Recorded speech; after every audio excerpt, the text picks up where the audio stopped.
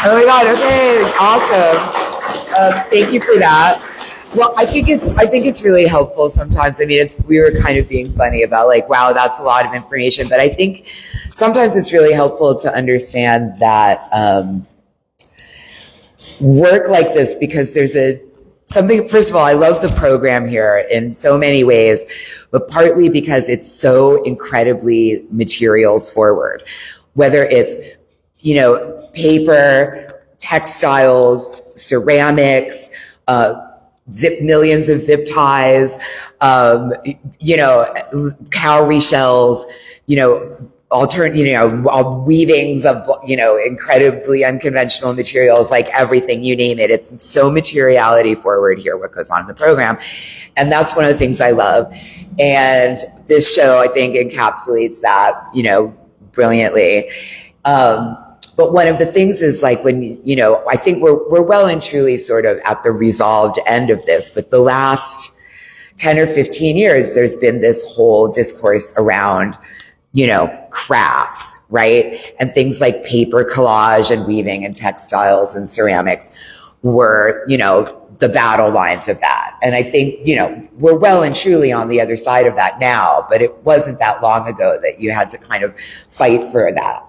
And so to hear resumes that are that astounding and with that much, elevated institutional support is just particularly lovely when I know that we're looking at work that you guys have had to like actively champion until not that long ago, and maybe in some cases still. So that, that was actually incredibly moving to hear like how much things have changed. Right. So we're all old enough to remember when it was. Yeah. So fast forward to here we are with this incredible monumental work. And I'm just going to quickly say something about Dina, which I said in the little pregame, and then which is, I find this work really arresting, not only because the colors, the like intense beauty, it's like oversaturated beauty, the allure of the sort of magic numbers in the, the geometries and the shapes. You can kind of tell that there's symbolism, but it's not like specific. It's just sort of touches that place in your brain that's looking for those patterns, and you see the different cultural influences in a design sensibility, but at the same time, it's, incredibly universal in the way that it welcomes the viewer into the space and the picture. And it does all those things, but it's also like, this is a paper cutout, right? That's it. It's like incredible skill level, but I just love the little zing of like, and it's this like craft. It's paper and scissors and glue, basically. It's much more advanced than that. There's wallpapers, there's bound and created and sourced. And obviously all the work is, incredibly precise and insanely obsessive labor of the hand, which you then therefore sense because you kind of imagine a person sitting there doing this by hand, and that's insane. So there's a lot going on, but I just want to say, like, I love how kind of accessible it is at the front of that whole world of things that are happening in the work. And to see precise, tiny paper work being deployed at this monumental scale is also really impressive. And it just, but the word, it just kind of clicks, right? It's just like, it just hit exactly the right place. So I really, I'm sad that Dina can't be here, but I want to just sort of say that. And I think partly because of the scale, and this is where we're going to speak to you, Pilar, is that it's in conversation with painting as well as textiles, wall weavings. That whole kind of the way it's installed is very much about sort of regal textile or kimono kind of displays that we think of, and painting. And I feel like that is part of what goes on in your work, is that it's in conversation with painting and with weaving, and therefore textiles, but it's leather, which has a whole world of like meaning and symbolism because of what your topic is. And the abstract paintings that have this amazing kind of almost retro mid-century abstraction, hard edge, are actually derived from a very specific set of narrative points as well. And so similarly, I feel like you're kind of confronting like what it's always been painting's business to do. And you're like, well, what if we did it this other way? And that to me is something that I love about the work. So I just wanted to say that. And then you're here, so you can say all the other things. But I would just love if you could start and say whatever you want, but start about like, which kind of came first? Like you had this stuff you wanted to address. Why wasn't just painting enough for you? Why leather? How did that happen, etc.? Yeah. Well, thank you so much, Shana, for that introduction, and also to Patricia for putting this event together. Super excited to be here. Pilar Agüero Esparza, it's kind of a homecoming for me. I'm actually grew up here in Boyle Heights in East LA, and now I'm based in San Jose in the Bay Area, which is where I studied. And that kind of brings me to this sort of, how did the hybridity happen, right, for me, for painting? Because, I grew up with a family of shoemakers, right? And in their shop, smelling leather, learning how to weave, because the footwear that my parents produced was actually Mexican huaraches, right, sandals. So from a pretty early age, I was taught how to weave, right, on wooden laths. But the environment that I grew up in was just that, smelling that leather, smelling the paint, seeing what this craft, this incredible tradition was about. But of course, when I wanted to study, it wasn't business to take on the business, right? It was like, I want to paint. I'm an artist. I want to go study art. And fast forward from my studies, and my undergrad was painting, but I never felt like it was enough to be pictorial, right? Because materiality kept bringing back what it was that I wanted to do, had to bring for me about materials, some kind of material. And for the longest time, I couldn't touch leather. Like I was experimenting with all kinds of other things. Anything but leather. Anything but leather, exactly. It was like this thing. So I was sewing. I did my master's in spatial and worked with an amazing weaver, Consuelo Jimenez Underwood at San Jose State, and learned how to sew. But it was funny that I was kind of meandering about making and materials, but leather was it was too heavy, right? Like the kind of weight of not having that separately. I think it was a psychological thing for me. Yeah. But after a while, it was like one of my best friends, Hector Mendoza, who's an amazing artist himself, when he realized your parents made huaraches. There. So we did a residency with my parents. Yeah. It was right before they were almost retired. But their shop was on Central, right down the street. So I brought back all these materials back from their shop and brought it back to my studio. And that was in 2011. And I said, okay, I cannot make anything else unless it's what the material that's in here, right? So I had paint, I had shoe paint, I had leather, I had acrylic, panels, whatever, right? So that's when I started to do this deep dive. But, for the longest time, the content of the work, right? I had been doing a lot of work about skin tone. And painting that was about colorism, right? It was about the skin tone palette. So for several years, I was just working with the skin tone palette. So it was this meandering of meaning and material had a lot to do with this sort of working these ideas, because ultimately, too, leather is skin, right? Yeah. Leather skin. Try not to think about it, but yeah. No. Yeah, and it comes in these beautiful tans and browns too, right? So it was just kind of finally bridging that. And I was doing work that was much more pictorial based on the Ferguson uprising, right? Certainly there's a lot of topics here for me to cover, right? In terms of the social implications of what my work is connected to, what I want my work to speak kind of from and about. And so in coming back to painting, though, it was through weaving that I realized I have to do abstraction, right? And really start questioning that, right? As well as interjecting the abstraction that is happening with weaving. Right. And because of the materials, even though it's abstract, there's a whole narrative dimensionality to it. And it's like, oh, could that be true of painting as well? Yes. What would that be like? Yes. Yeah. Exactly. It was just bridging those kind of gaps for me. Well, I can understand, and I think we all can, we have some version of this, right? It's like, maybe when you get old enough, it switches. But right before it switches, it's like, I will do whatever it takes to not be my parents. Absolutely. Whatever it takes. And then at a certain point, something or a couple things happen, including but not limited to getting older. And for many, many people, especially artists, but really it could be anyone, they suddenly go, oh, I'm actually super excited about this stuff about my parents. And some of the things I've been trying to deny are actually my favorite things, and I better make peace with that. And that doesn't have to be an artist saying that. That could, I mean, that happened in my family in the world of like college basketball. Like it could be whatever it is, right? And for you, this is the result of like that moment. But I think we all understand that it only makes perfect sense in retrospect.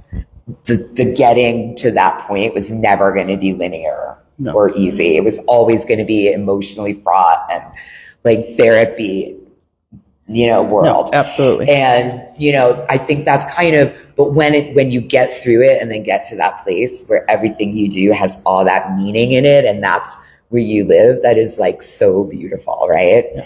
And powerful to be in that place when you go into your studio. So all worth it. And it's also like the ideas that we struggle with about craft and art, yes. Right? The hierarchies there, because I'm talking about social hierarchies as well as the hierarchies in the art world, right? What's valued more than others. And you happen to have the perfect emblem for it in the family business. I mean, there's shoemakers as like a trade craft versus, maybe argue, blue versus white collar.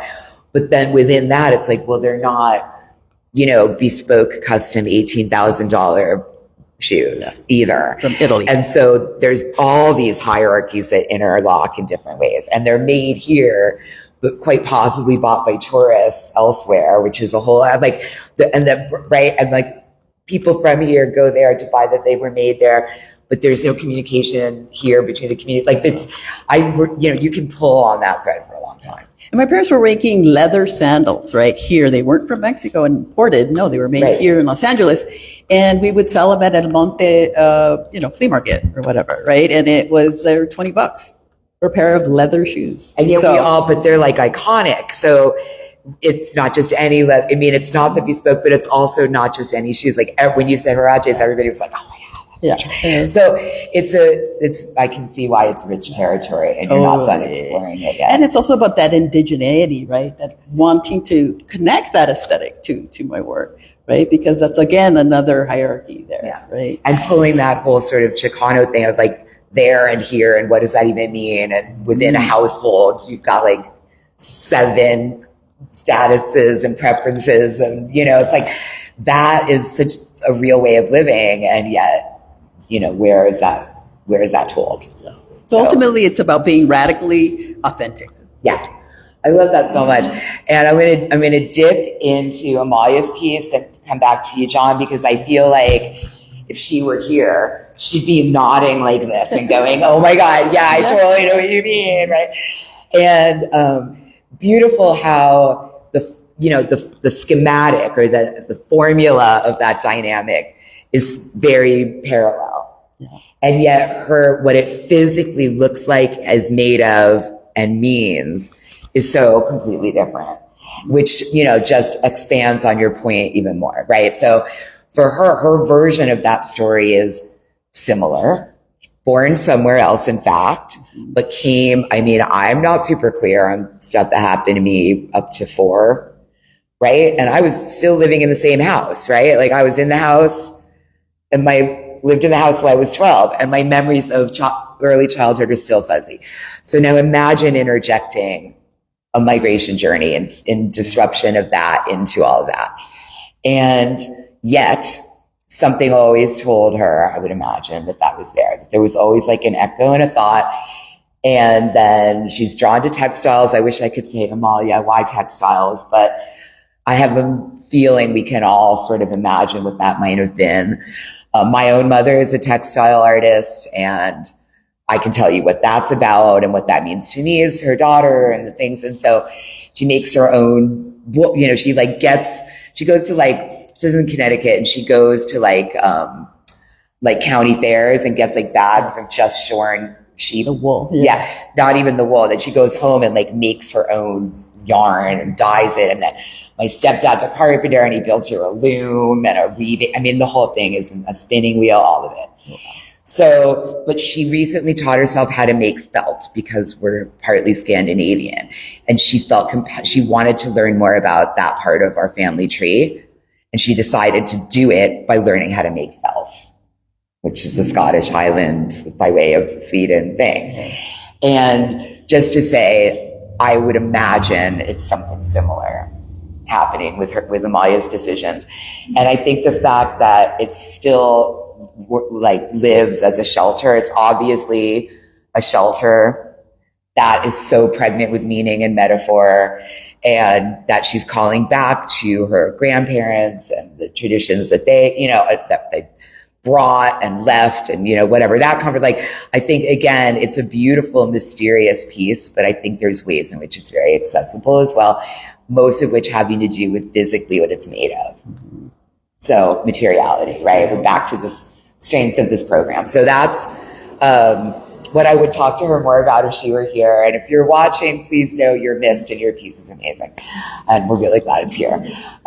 Okay, so John, you've been patient, handling production, but now you're on stage where you belong, obviously. Since you're here, I want to just sort of be like, but I would love to hear you talk about physically what we're looking at, because there's something going on there, but as well as I'm sure you've given thought to the ways in which I think your work kind of is kind of like the center of the Venn diagram of things that some of what got spoken about here, some there. And then we look and we think about photography not always as a work that's engaged with materiality, and yet here we are. 100%. So John, please. So there are a lot of crossovers here. Oh, I got it. Oh, you got it. Who am I talking to? He's the producer. No, there are a lot of crossovers. And I had wondered, Pat is a genius the way she puts things together. And I had wondered, well, how do all these fit? I wasn't quite sure. And now hearing you speak, it's the familiar thing. I was raised on a farm. I hated being on the farm. It was a lot of work, a lot of hard work. I hated plants. But then in high school, I decided, plants are my friends, but they're house plants. They're not food. They're not things you have to grow for money and so on. But I'm here because my mom, and I'm sorry to tell this story if you read it in my book, but my mom was an entrepreneur. She decided that when we were children on the farm, she decided to plant little seedlings for blue spruce trees. This is in Colorado. And by the time they grew up as big specimen trees, she sold them to landscapers, and it was our college funds. So that's how I got to go to art school.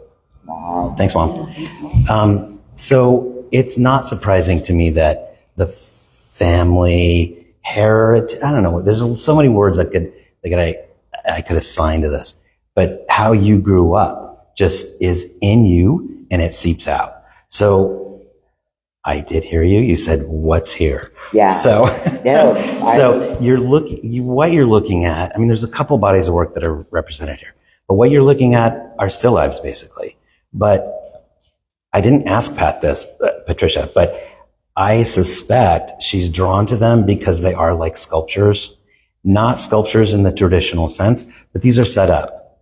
And you can think of every still life that's made as a setup. And it's then photographed. But I think it is, if I may say so myself, rather perverse to immortalize fake flowers. And I hate to blow the...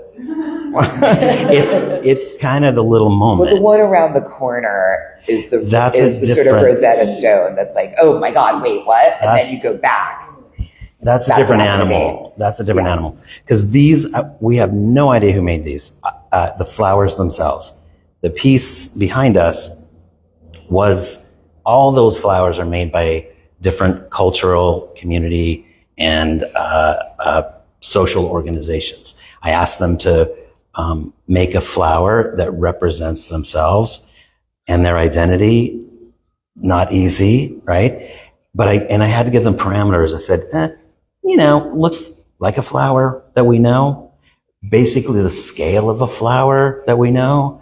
And they ran wild. Whatever materials you wanted, I provided. So if you dig into it, it's not just paper that you're looking at. Some people, they handmade the paper. Some, the Friendship House used traditional beads in the center of the poppies. So there's a lot to unfold there. I feel similarly, there's things to unfold here too. And I know I'm kind of saying there's one pivot point when you realize that they're artificial flowers or fake flowers. I love both those words. Fake is so nice. It's just so gratifying to say that. But I also love that they fool the eye. It's not necessarily trompe-l'oeil in that way, but I love that there's a moment, I hope, maybe I should say, there's a moment where you realize, oh, these are artificial. So Yeah. I'll stop there for a moment. But Well, no, but I think that, the fact that they are pictures of plastic and paper is a very reductive, literal, but super useful way of citing them within this exhibition. So I think that's, check. But then, you're the one who made them. And even you're kind of struggling with the language, fake, what is that? It's a fake flower. Well, I'm sorry, it's a flower. What the hell else is it?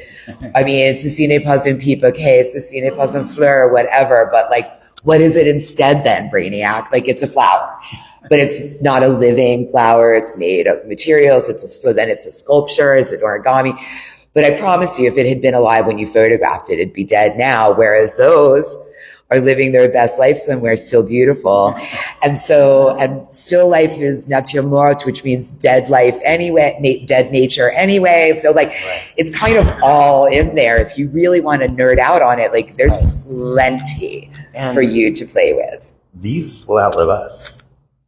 So there's that piece where it maybe messes with that idea of memento mori. I don't know. Again, it seems like it's simple. This is what you started out with Dina's work. It seems like it's simple, but it really unfolds and it slowly unfolds. I think that's what's in common with this entire exhibition due to Patricia Suito. Yeah. And then, the fact that each of the four of you is so completely underpinned by this personal narrative, I think is also something really meaningful. And I don't know if there's a direct line between that and then, the end result. In each of your individual cases there is, but there's obviously plenty of artists who do completely different kinds of work and also have personal stories. That I have one, and from my writing, we all have them. So that part is universal. But what I love about this collection of the four of you is that that's just one more thing you have in common. And I think that there's a element where people can sense that even if they don't know any of the details. It just sort of feels that way in the space. But then it's in there when you start asking questions about the work. Yeah. No, they're lovely. And I think, also too, there's something about, the floral still life, which is other than a naked woman, probably the single most art historical thing you can think of, right? So that every artist, many artists throughout thousands, hundreds of thousands of people throughout art history have taken the floral still life as an armature or an alibi to do other kinds of crazy things. So the Dutch, whose style is so hyper realist, but believe that that leaf is not just any green leaf. That's a certain kind of hemlock, and whoever knew that, every single blossom, bloom, color variation had a meaning, and they were political sometimes, or pornographic, or just anything that was there. And to know that that's all sublimated in there, even though it's as a picture, it's a pretty picture of flowers in a vase. It's no, well, yeah, but. Or then you fast forward to a Van Gogh or whoever, you had these generations of artists who wanted to experiment with form and abstraction. So they pick something, a backboard, to kind of bounce those ideas off of. And so often it would be a floral still life, because that was a place, a starting place we could all share. and then they took their radical departures. And so it's kind of like the most anodyne and yet the most infinitely expandable, potentially subversive place to be in some way, in a certain relationship to art history kind of way. I really enjoyed dancing and dipping my toe into that area. I don't set out to do that apparently, not apparently. I don't set out to do that. Geez, it happens all the time. It happens all the time. It happens all the time. You think you're going to do one thing and like, oh, I'm going to be different. And we really know what we know and we have something to say. And then I'm now drawing a parallel between our work. I personify these. You are talking about skin. You're talking about bodies. So I didn't see that. Sometimes we don't, I don't know. That's why artist talks are good, because this stuff pulls out between you. Even I was going to say that I thought you were going to say, now that we're talking about art history and that discourse, I see this whole other thing where you're pulling on that abstraction, and that was like a macho mid-century thing, but here we are, women of color, using it to your ends. And I was like, yeah, that's what I was going to say, but you said that incredible thing instead, and that was also really beautiful. So. And I see your photographs, John, as these abstractions. When I look at it, and that color in the back is just sort of like, and then all of a sudden there's flat space. Oh no, there is pictorial space, right? Like it's there's this sort of really interplay that are super attractive to me. When Patricia shared the title of the show, it was a little mysterious. I was like, the calligraphy of absence. And of course, when I saw your work, I was like, of course, right? But when it's the same thing with Dina's, I could see that. And then I was like curious, like how come mine? But I realized in thinking about it, it's like there are some ghosts that are, working in my work with my parents. I think so. And I think, if I may, I feel like some of the places where you've deliberately left it undone or unfinished or, unresolved at the fringes, I think might speak to some of that. Like that's a place where some of that can live in the works, right? Absolutely. So, really, really marvelous. And let me share a moment too, if I may. You may. Yeah, thank you. And then let's see if any of them have anything to say for themselves. Okay. I feel like I don't want to bring y'all down, but he's going to. But I am. Get your Kleenex out. I'm kidding. I am kidding. This body work, Posies, it does have a play on that word Posies. You can unpack it. You can unpack Posy the flower and Posy, and Posy and Posy. Yeah. But where these came from, all these flowers, are estate sales. Now, yes. Nice. So they're dead people's. They're dead people's. But wait, I'm going to make it worse. Excellent. Let's go. Get settled, everybody. I'm going to make it worse. So in the 90s, I got addicted to estate sales. I live in San Francisco in the 90s, a horrible ravage of the AIDS crisis. There were not only estate sales, there were boxes of stuff people would put out on the street, not knowing what to do with, discards, whatever you want to call it. So I got hooked on that. So these, when I say they're personified, I don't necessarily think of David Dashiell or John Davis or the friends of mine that have died of AIDS, but it's there. It never goes away. Just like the ghosts from your family. I think one of you said ghosts. I think ghosts. Check. Yeah. So, check. Not that bad, right? No, that was okay. But it I'm is. kidding. Of course, that was beautiful. But I think that's just one of many potentially poignant narratives that are both personal and cultural. And we're all everyone in this room lived through that, even if they were super young at the time. There's no, we all remember. And that's kind of what they're for, right? Like to the degree that something like that object has a function, that's what the function is to remind you, right? And to kind of memorialize and celebrate at the same time. Yeah. And they're flowers that never die, which you can call them fake, but isn't that kind of better or whatever, right? In terms of the functionality as mementos. And so we all, I don't know about we all, but I would venture to say most people have in their house somewhere some crackly ass dried up flowers from something that they did 100 years ago. And it's basically a bowl of rose petal ashes at this point, but that's so what? And like, what makes people do that? Well, it's that you're animated by the thing that makes people do that. And so I love the degree, like all of the work in here is both super specific and very, very universal at the same time. And I think that's some of the power, of it also. And turns out Patricia's a pretty good curator. Turns out. See, look at her. And she knows this space. Yeah. It's very clear. You know how to install a show. In this space, yeah. So thank you. So we appreciate you. That's amazing. Let's see if anyone has any questions, and then we'll go get your faces as close as you can, because it's rewarding. Yes? I had a question. I mean, just off the bat, I noticed a lot of your work has something to do with luxury. And I mean, it's contrasted with, like you all said, something about the familiar. But like, for example, there's clearly luxury materials here, and you mentioned the Metro Memoria is like a point for display of wealth, or, in this case, I think sometimes payment can be, luxurious. And I'm curious, like, how do you see your work in relationship to like commodity, market, and luxury?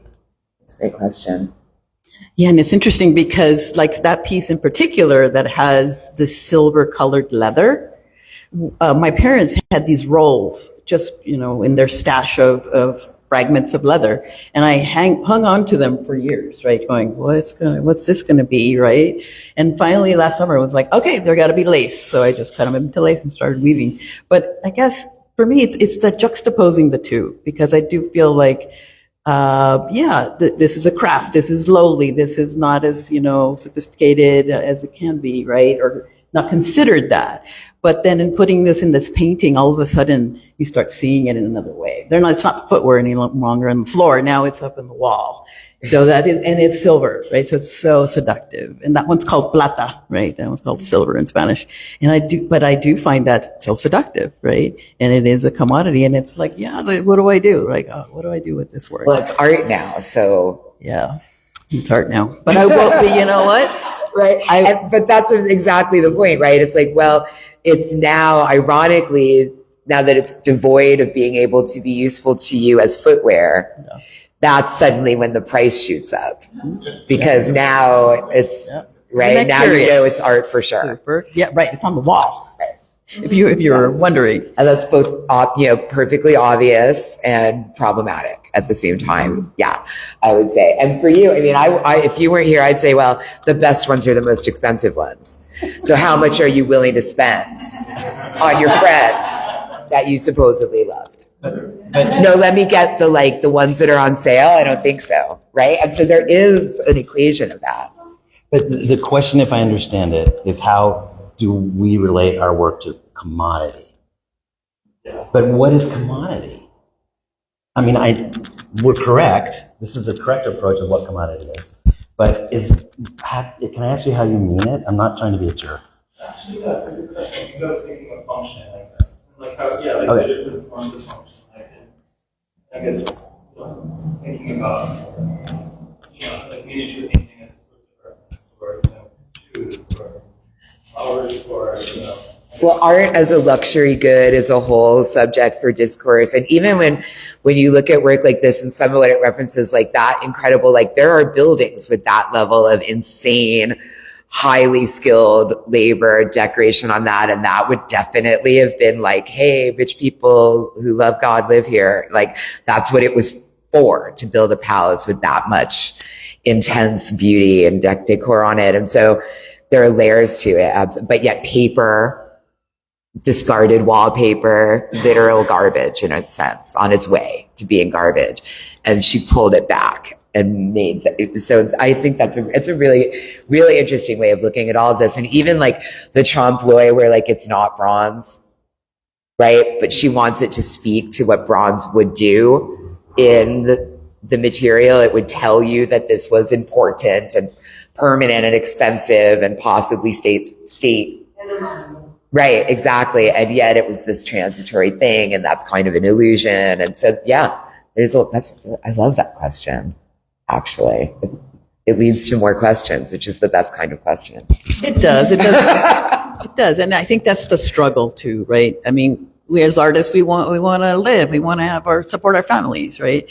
But yet when we get into the art market, and that's pretty complex, right? And but it's just like one more thing that, unexpected, that perspective, but it also beautifully is just one more thing that ties all four artists' practices together, right? All four of these artists have a way into that conversation. So that's really nice too. Yes, sir. This question is for John Priola about the still lifes.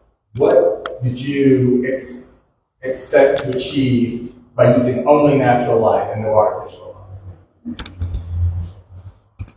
Jeez. Good question. Yeah, that's digging.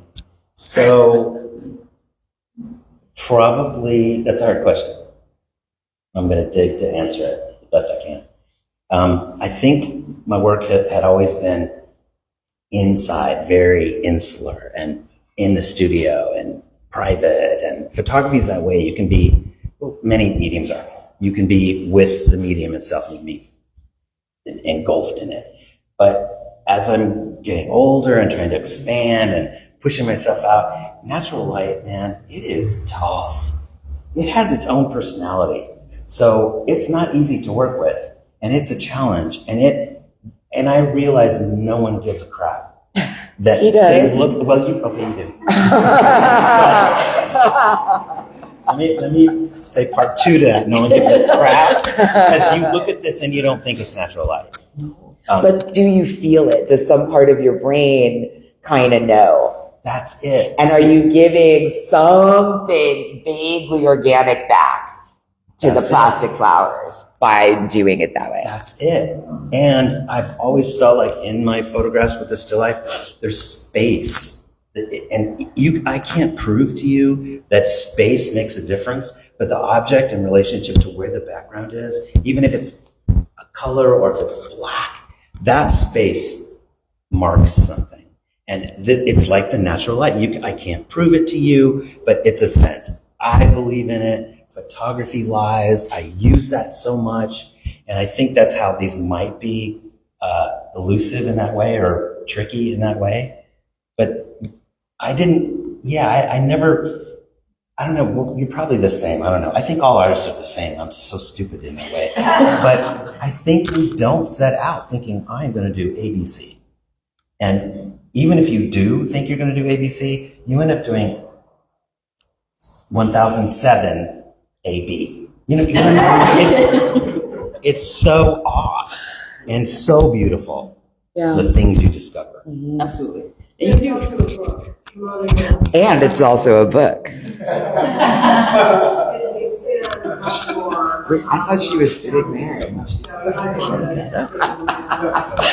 Last time you were just sitting there. Now you're back with like product. I was like, wait, it's amazing. I'm thinking about this whole idea of being in a gallery with a curated show, what that means to people, and it was such a brilliant talk. No, I think that was a really perfect place because we're here, and so if anyone has more questions, they can come and get us, right? We're going to hang out for a bit, but what you just said about like you have to start somewhere, wherever it ends up, that's a beautiful thing. I applaud that and you. And thank you both for showing up today and for your beautiful work. And with love to Dina and Amalia. You were missed, but your work is also beautiful. And thank you, Patricia, for just everything. Thank you.